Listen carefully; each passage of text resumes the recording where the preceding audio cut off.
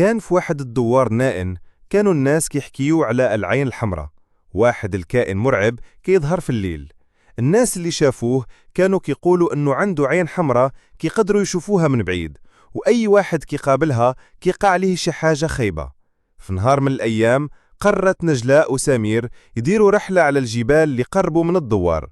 كانوا سمعوا على القصص ديال العين الحمراء ولكن ما كانوش كيصدقوها. دخلوا للغابة وكان الظلام بدا يخشى عليهم، وصوت الأشجار كيتحرك مع الريح.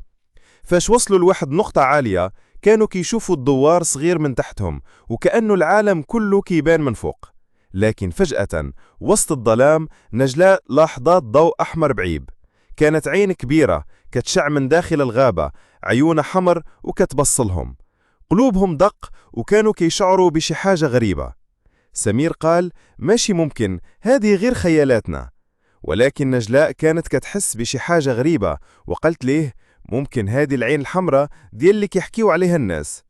بلحظة نزل الضباب وتغطت الغابة، وفجأة كانوا محاصرين وسط ضباب كتيف، وعين حمراء كانت كتقرب لهم أكتر وأكتر.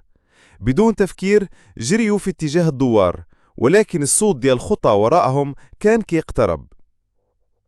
فاش وصلوا للدوار لقاو كل شي ساكت، ولكن العين الحمراء كانت كتشوفهم من بعيد في وسط الظلام. قالت نجلاء: ايش هادشي؟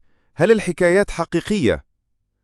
وفي اللحظة الأخيرة العين اختفت، ولكن الناس في الدوار قالوا ليهم: العين الحمراء كتظهر لأي واحد كيحاول يهرب منها، وهادشي ما كيتوقفش. هل العين الحمراء كانت مجرد خرافة، ولا كان شي كائن كيلاحقهم في العالم المظلم؟